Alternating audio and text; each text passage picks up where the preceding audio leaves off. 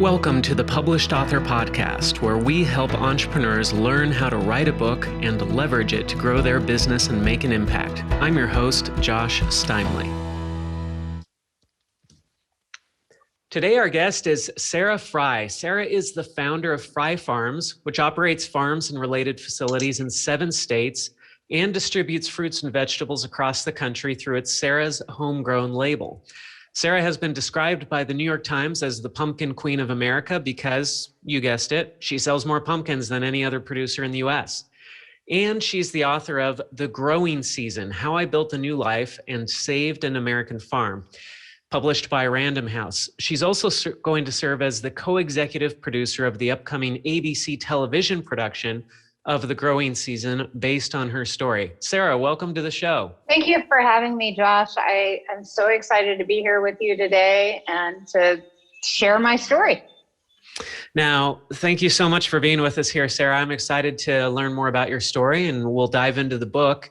We don't have Sarah on camera with us here today, just in case you're watching this on YouTube, but there's nothing wrong with your technology or anything.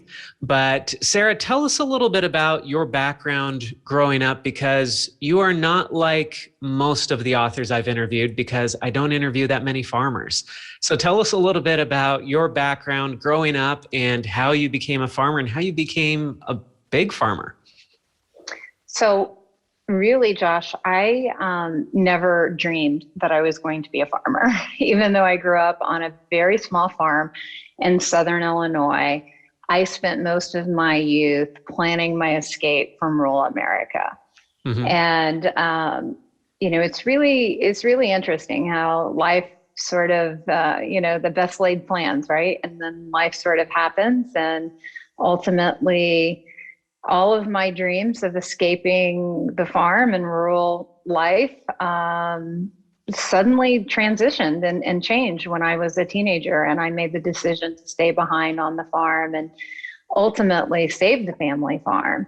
And in doing so, through the process of writing the book, The Growing Season, through all of that reflection, I realized that at the moment, it wasn't about, when I made that decision to stay behind, it wasn't about saving a piece of land or a part of our heritage.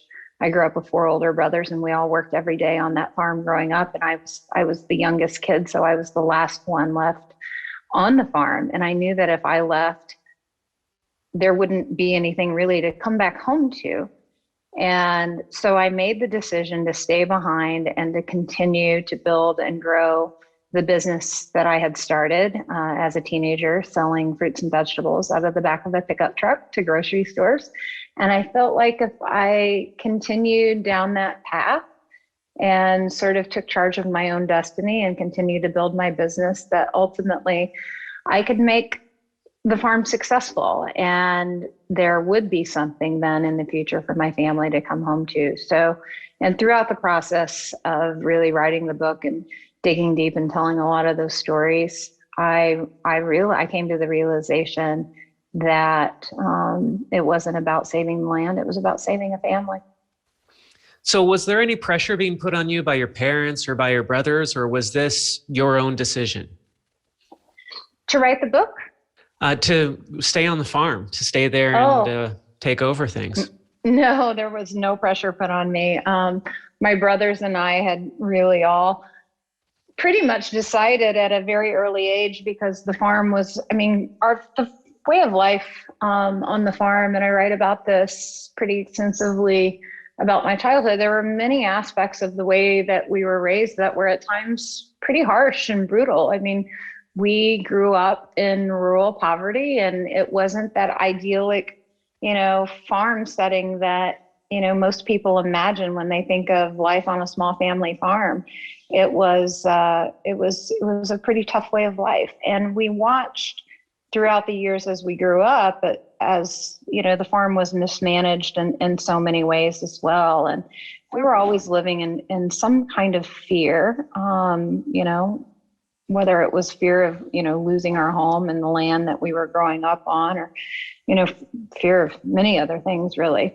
So by the time we were young teens, we all knew that the best course of action was to get off of what we called the hill and get an education and move to really major metropolitan areas. So my brothers, as they left one by one to go to college, had no intentions of returning home. And because I was the youngest, it was a very, very sad affair each time one of my brothers would leave. Because that meant I was growing up too, and that my turn would come someday as well. But I missed the closeness and the family bonds that we all had when we were much younger growing up, no matter how hard life was. So there was really no pressure. There was no pressure from my siblings, and there was certainly no pressure from my parents, because at that time their relationship was kind of falling apart, and everyone had sort of given up hope. And so what gave you hope as a teenager? Your brothers have left, your parents' relationship is not doing so hot. What was it that made you say, you know what, I'm going to take over this and things are going to be different? Well, even I was surprised at that decision, because I had made it almost in a matter of moments. So having spent so much time, my entire life, figuring out how I was going to escape rural poverty, and in just a moment, really, I would make a decision that would forever alter the course of my life. And I still to this day, I can't tell you exactly what happened in a young teen's mind.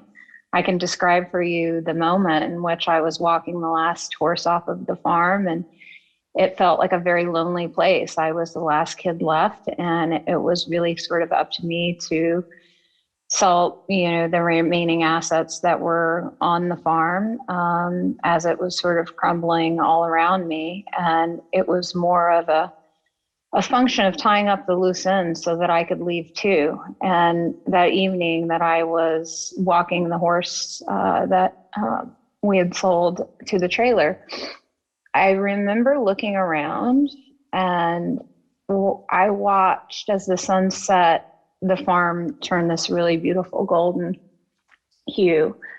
And there are magnificent sunsets on this piece of property where I grew up in Southern Illinois. And it's up high on a hill. And as I was looking out over the fields, it took my breath away. As a young teen, I looked at it very differently for the first time. And I think I looked at it differently because I felt like it was one of the last times that I would see it.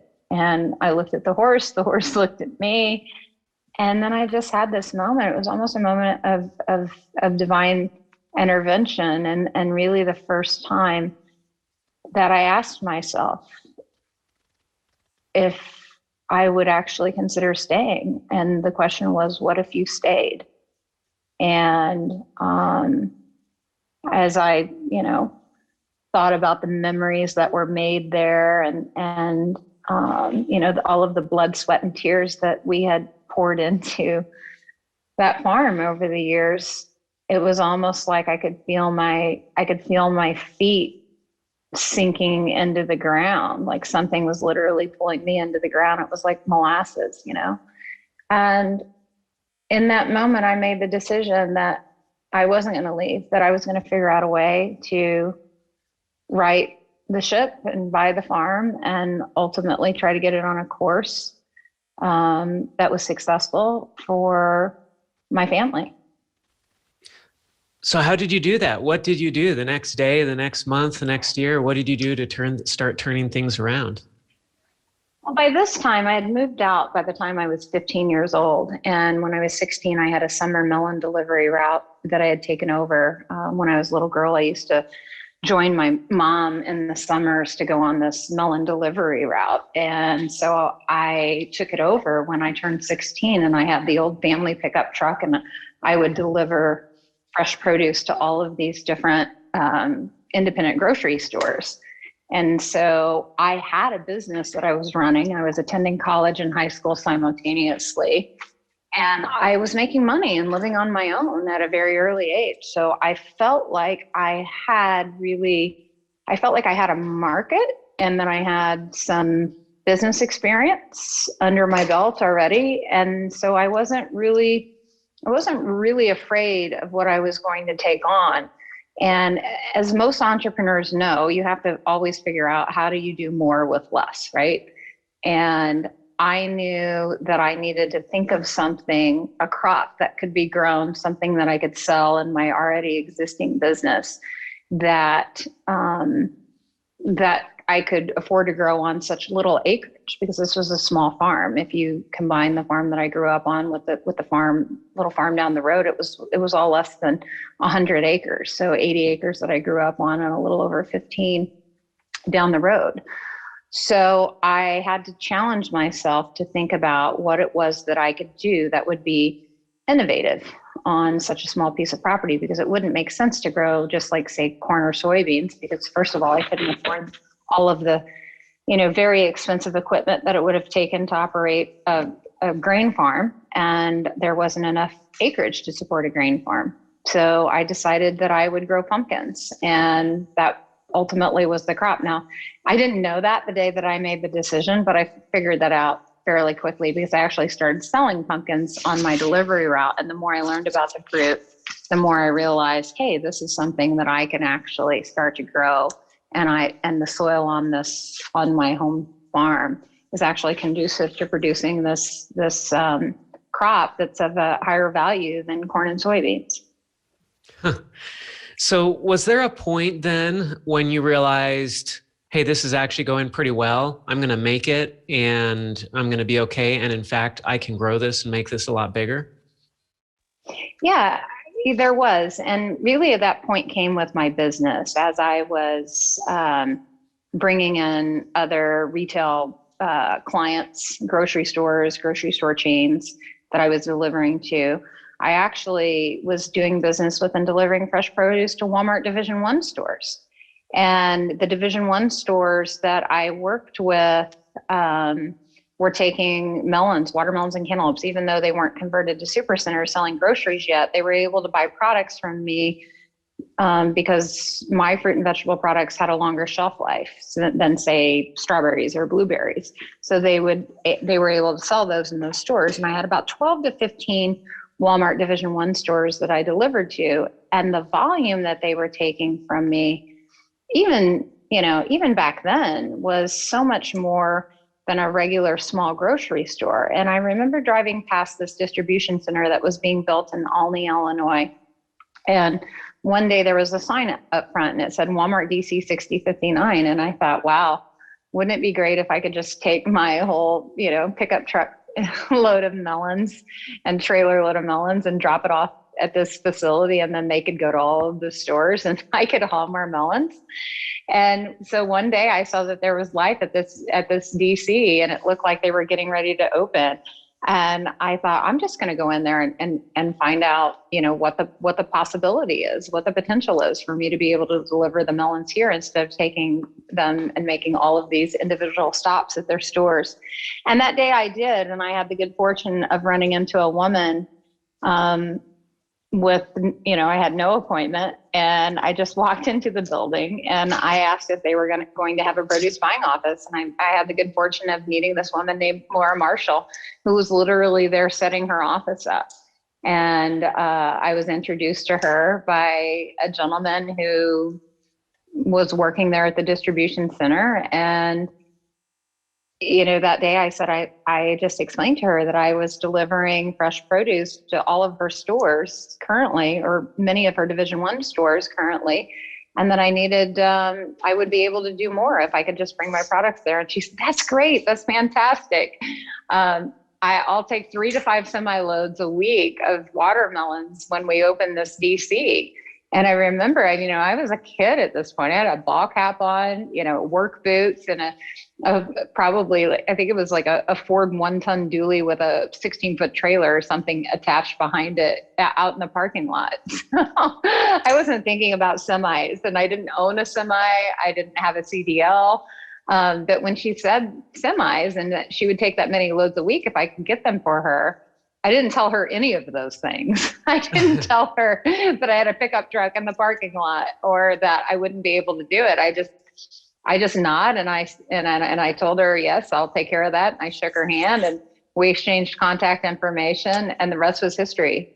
But when I walked out into the parking lot and I was looking at this big red rig that I had that was nowhere near the size of the semi, I thought, what am I going to do? And at which point I started calling brothers. And the first brother that I called was my brother, John. And I said, I think I just did something that ultimately will change our life. And I need you to come home from college. And, oh, by the way, can you drive a semi? And if not, you're going to need to learn very quickly because we're going to have to start delivering lots of watermelons. Oh, that's fantastic. That's such a great story. So how did things progress from there? Give us a little bit of the history of the business from there until we reach the modern day. So we started delivering the fresh fruits and vegetables to more grocery retail chains. Walmart was one of them, but we started picking up other large retail customers. We started growing, the crops on our own on farms, and on the farm, the family farm that I had purchased. We started growing pumpkins, and then we started looking at commodities that would extend our season. And then we started looking at different growing regions across the country, which could extend our selling season. And then one by one, my other brothers started to come home and join us in the business as the business grew.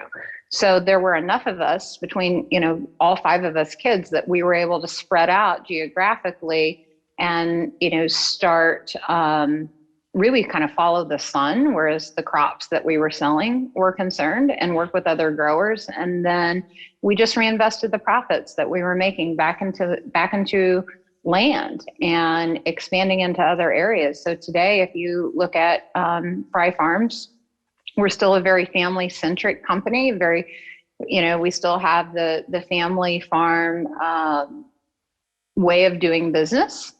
But we're doing it now in 7 different states: Florida, Georgia, Illinois, Indiana, Arkansas, Missouri, and West Virginia.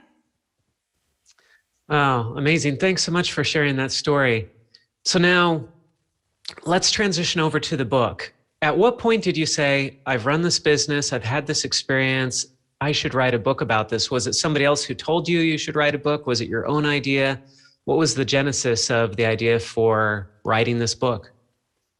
Well, what happened was the New York Times did a piece on me. A woman by the name of Kim Severson wrote a piece on, really, I thought she was coming out. We were going to talk about food and pumpkins and all the different ways that you can cook pumpkins. And so I was really excited for the piece to come out in the food section of the New York Times. But after Kim had spent some time at the farms and she learned more of the human story, that was really the story that she wrote. And then the side story was, hey, here's how you stuff a pumpkin. And it was really more of my story, which picked up a lot of interest from the CAA and others that wanted to represent me in writing a book. And it took me a very long time to get my head around that, because up until that point, it was so much easier for me in my life and in my business. No one knew what my background was. No one knew that I grew up in rural poverty. By the time the world got to know me, I was polished up. And when individuals met me, they thought, oh, wow, isn't that great? She's taken over this family business. Look at this young woman who's running her dad's farm, And I never corrected anyone my whole entire life. It was easier to let people believe that others had even given me the business and not let them know that I had had a very scrappy upbringing. And it was almost easier for me to be taken seriously in meetings and in my dealings with major corporations if they thought that, I had come from a background that was what they had envisioned in their minds when they met me, and that maybe I was even educated in such a way that I had a business degree, or I had went to an Ivy League school. And none of that was ever really true. So for me, when I thought about writing such a personal book, like a memoir, I was terrified that, the world would find out that it wasn't always easy. And I never told anyone, really. what my background ever was. And I never told them that I never told them. I let them just sort of create their own perception. And then I just never corrected that perception. And in my life, it was better to just do that. And I never took the time, really. And ultimately, I had to get my head wrapped around sharing so much of my personal story in such a way that would open me up personally to, others and the opinions of others in a way that I really hadn't done my whole life. So it took a while to get my head around doing that. And then finally I decided on an agent, and then ultimately sat down and took my stab at the proposal. And I remember even how difficult it was to write that proposal. And then, ultimately ended up partnering with Random House and wrote the book. And there were many times, I won't lie to you, Josh, there were so many times throughout the process of writing that book and digging deep for the truth and trying to recall all of those stories of my past, that there were just some really difficult moments for me where I thought, what in the world am I doing? Why would anyone ever do this? This is so hard. And you have to relive a lot of those experiences, and it's exhausting.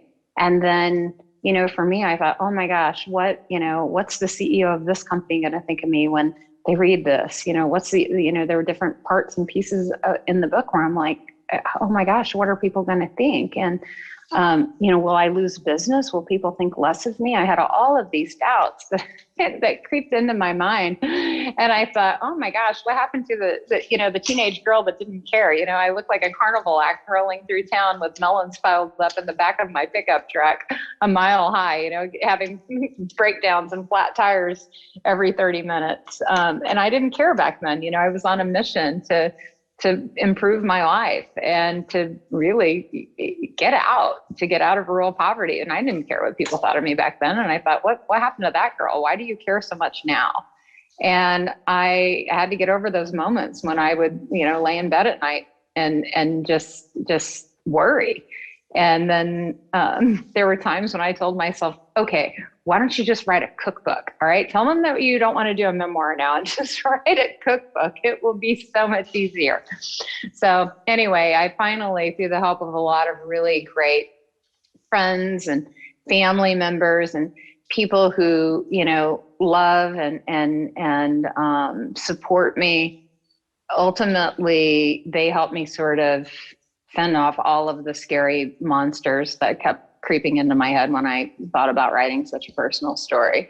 And then once I got it done and cast it out into the world, it was, at that point, there's no taking it back. So it was actually a very liberating feeling. Once you do that, the feeling is so completely liberating.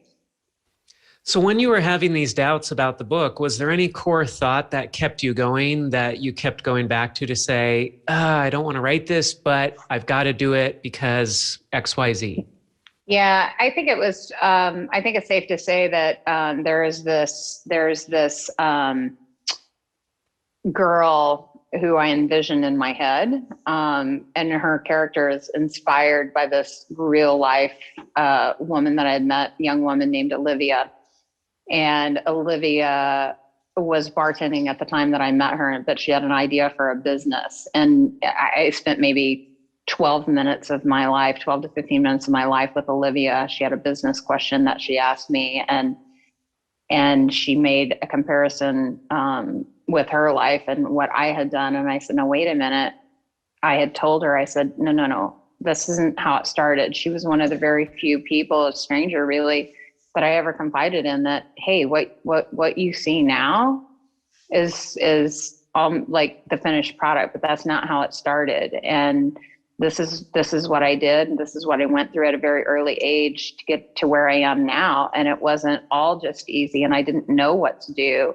And that talk that I gave Olivia about how I did my first deal, and I told her the Walmart story, it inspired her to go out and to take on this new business venture that she felt like she was going to be good enough to do, but had these doubts of her own. And ultimately that story inspired her because she thought, wow, if Sarah did that, then I can do that too. And I don't have to have everything figured out just perfectly. All I need to do is get started. And if she had the courage to do it, I can find the courage to do it. And I saw that girl, that young woman, about 2.5 to 3 years after she and I had that brief interaction. And frankly, it was just this moment where she runs up to me and she tells me, "Oh my God, you changed my life." And her life really was changed. She was there at the same restaurant where I had met her, but she was no longer behind the bar. She was there celebrating her birthday with friends and colleagues, and her life was in such a different place.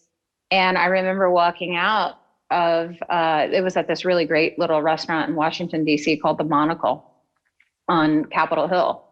And I remember walking out of the Monocle that evening and feeling, oh, that's like this sense of like fulfillment, because my words and my story, the short story that I shared with her, had impacted her life and caused her to actually make a change in her life that bettered her life. And then the guilt set in and I thought, uh-oh, why can't I just be happy that I inspired Olivia? Why do I now have this nagging feeling that because I haven't shared more of my life, how many other Olivias could have benefited from that same talk and from that same story? And then it dawned on me that I really did need to figure out a way to share my story because of, all of the other Olivias that were in the world that I could possibly reach and inspire. So I went to bed that night thinking, okay, I'm going to wake up tomorrow and this will have felt like a really good idea, but this particular feeling of guilt is going to fall away. And tomorrow it's going to be that, then I'll restart the conversation in my mind. But tomorrow my better sense will kick in and I won't want to, write a book. And that wasn't the case. It was actually, the feeling was more overwhelming and I couldn't shake that sort of feeling of guilt that I had, that along the way I hadn't shared more of my story with other young women, men and women really. So that was the inspiration for writing the book, was for really all of the Olivias. And, that was the person, the mental image that I would dial up when things got really hard for me during the writing process. And there were some things in there that quite honestly, I didn't want to share. I didn't want to share with the world. But then I also knew that there were individuals that would be able to relate to many of the things that I went through, and that the story ultimately would benefit them, and that they would know, hey, you're not alone. Life doesn't have to be perfect, and you can still love people who are imperfect people, and you can still be successful no matter where you come from, and you can create the life that you envision for yourself. Even if you do grow up in rural America, you can be anything and do anything that you want. Ultimately, all you have to do is just be persistent and find your courage and work really hard. And America is still the greatest place in the world to live. And it doesn't matter who you are or where you come from or, age, race, gender, none of that matters, that you can still do anything that you want to do. Such a great story. Being on the other side of it now, Sarah, what advice would you give to an entrepreneur who is in your shoes, who might have 5, 10, 20 years experience? They've gathered all this knowledge, but they feel like, nobody cares about my story. Nobody cares about what I know. I'm just one of thousands of entrepreneurs out there. Why should I write about what I've been through? Why should I share my experience? Who's going to care? What would you say to that entrepreneur? I would say, the same thing that I said to myself during that, period of trying to decide if I was going to write the book or not. And that is, what if it changes just one life? What if it really impacts just one person's life and changes the course of their history? And that to me was enough.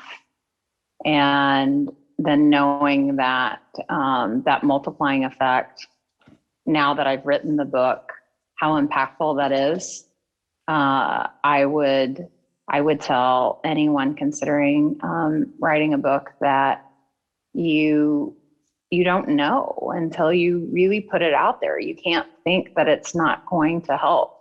And everyone has their own unique individual story. And there is interest in the challenges that people face, the successes and the wins, and it's not that you have to sit down and write a how-to book. I mean, my book, The Growing Season, is certainly not a how-to book. It's just stories.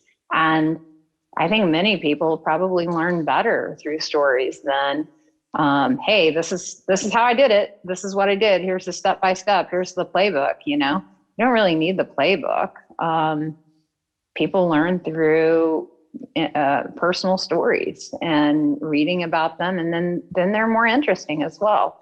So I would encourage really anyone listening that your story does matter, and it will matter to whoever so chooses to pick it up and read it. And then there's also sort of this self-discovery process as you're writing the book that is invaluable. And I went through that, and it forced me also to, face a lot of things that, I'm certainly not a perfect person. When you read the book, you find out I'm not perfect. And when you have to go through that process and share things with the world that don't necessarily reflect well upon yourself, I think it's also a bit of a humbling experience, and it also makes you aware, and it makes you want to improve and to get better and to grow as a person. How long did it take you to write the book? Oh gosh, probably 2.5 years. Like in all total, by the time I started to get my head around it to the time that I started audio recording a lot of the stories. And then, I just sort of, the process was like just throwing everything up, like, okay, I'm going to put it all out there. And then that was probably the toughest part, having to read everything. And then you have to sort of claw some things back and then lay things out in a chronological order. It's not all just perfectly laid out in chronological order. A memoir is really just sort of photographs of your life that, you sort of, lay out on a table and then arrange in sort of a story arc. And that it took a while.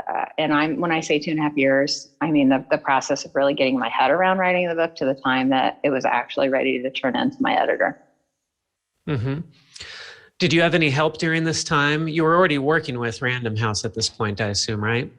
Yes, I started the process on my own, and got pretty far down the road. And then at some point, the CAA, actually, I'm trying to think how, I can't remember the order, whether we had, I think before Random House, bought it. I can't remember what the order was, but at some point we brought in a ghost to help me craft the story arc. This was not my first book, but my first memoir, obviously. And so I had some help laying that out, and some fabulous help laying that out and pulling all of that together and helping with the flow of it. And then, once the pro came in and helped me do that, then it was done. Mm-hmm. And it was published in August of 2020. Is that correct? Yes. A COVID book. Yes.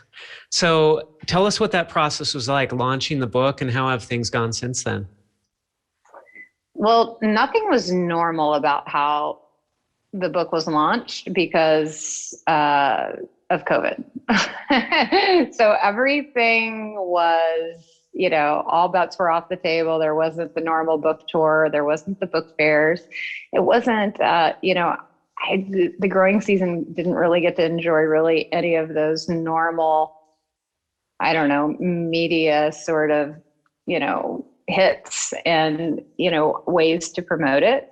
So it's really just grown from a grassroots level. We did do some media surrounding it, but the story has just taken off and traveled via word of mouth. People that have, left reviews behind online and ultimately told their friends about it. I've done a lot of virtual events and it's still growing. I felt like sometime in late fall, I thought, oh, okay, all right, that's it. I'm done with the book. Things are winding down. But after the first of the year, I feel like as of January 1st, it was like everything sort of just like reemerged. And it was like the book was launching for the very first time. And, people were interested in it. And I think a lot of that had to do with the fact that people got the book over the holidays. They learned about it from friends and family, and they're still learning about it, and it's still growing. It's just like this slow build. It wasn't like instantly, wow, it's successful. I mean, we hit some bestseller lists. I think we were like a Midwestern bestseller. We were in Amazon's top 13 books for a few days.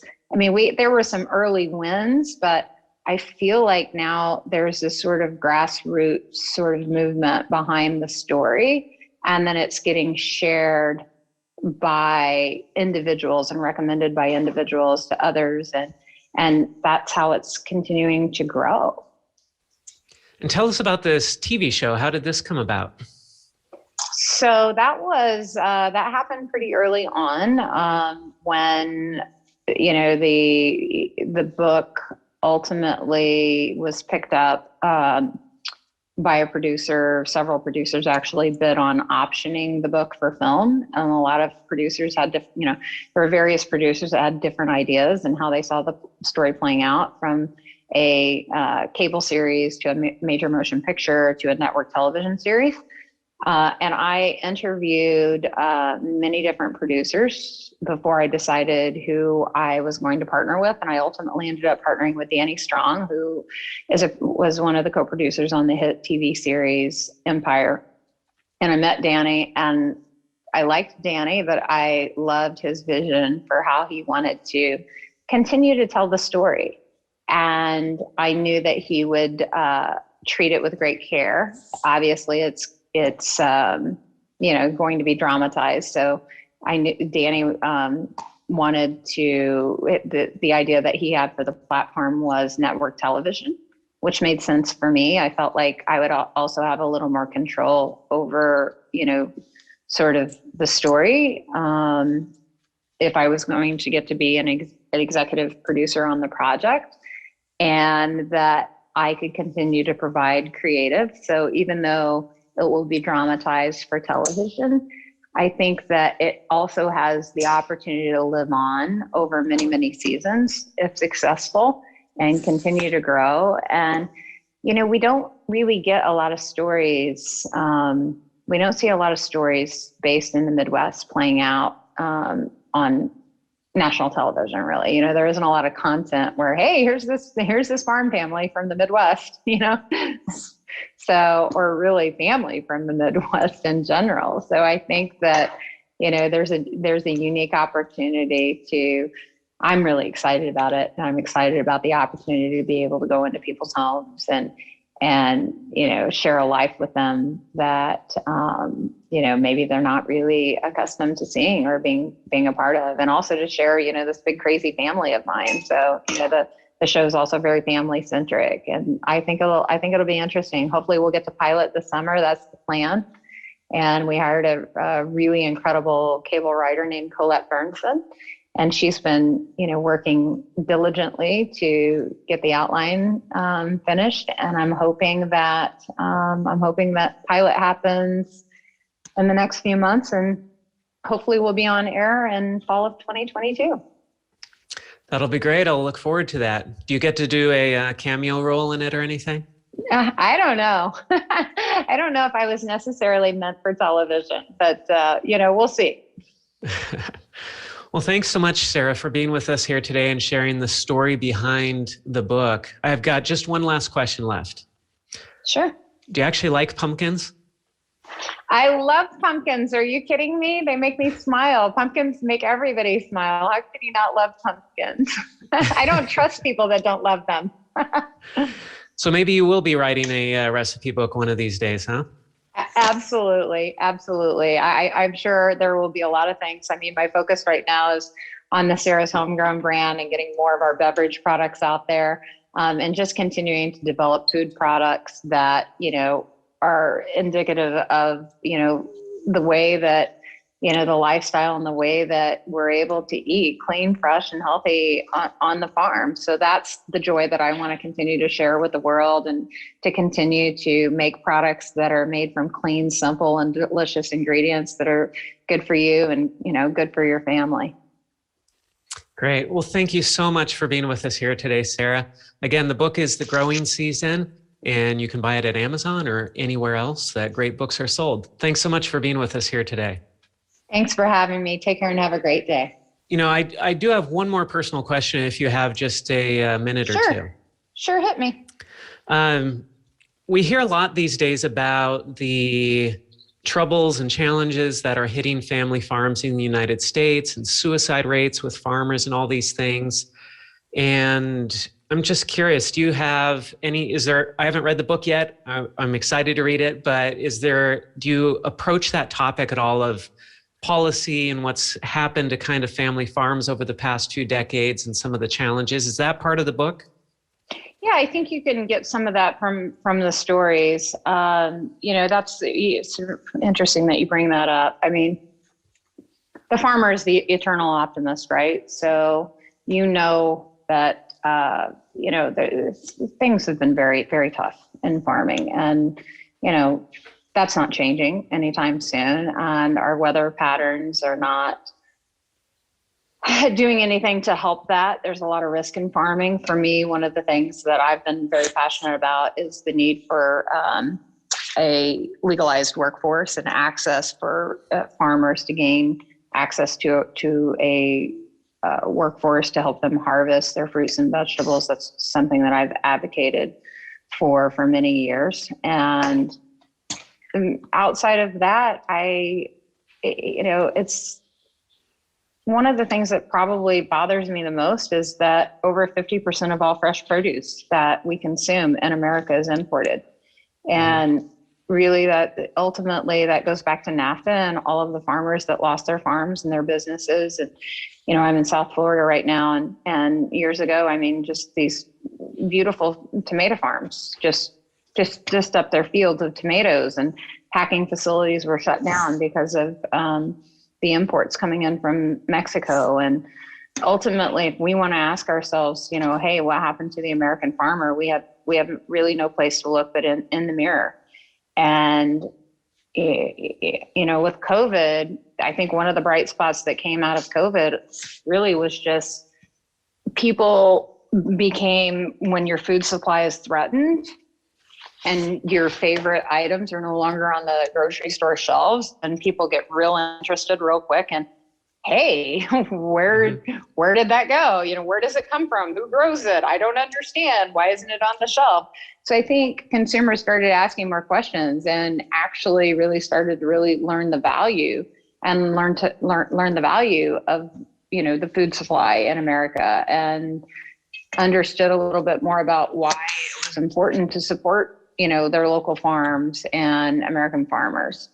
So I think that is one of the things that we will have coming out of this pandemic that will be good. I think we have a lot of challenges. I think that, there's always been uncertainty in weather patterns for farmers, right? So farmers are used to dealing with that, but we're seeing a lot of, we're seeing changes. I mean, it snowed in Texas last week. Speaking about crazy weather patterns. And in Mexico. So they lost, I mean, I don't know how many acres of their potato crop, but then they also lost, I think there was about 25 or 30% of their melon crop was in the ground. They lost it. It's gone. It snowed in Mexico. So the food supply is being threatened by, a lot of these catastrophic weather events. And we have to be mindful of that. Oh, this is great. Well, thanks so much, Sarah. You've been very generous with your time. I appreciate this. This will come out in several weeks, but we'll send you an email when it's coming out, and we'll be promoting it all over the place. Awesome. Thanks so much for your time, Josh. Have a good one. Thank you, Sarah. Bye-bye. Take care. Bye. If you enjoyed this episode, don't forget to subscribe. And if you want to spread the word, please give us a 5-star rating review and tell your friends to subscribe too. We're available on Apple Podcasts, Spotify, and everywhere else you listen to podcasts. And if you're an entrepreneur interested in writing and publishing a nonfiction book to grow your business and make an impact, visit publishedauthor.com for show notes for this podcast and other free resources.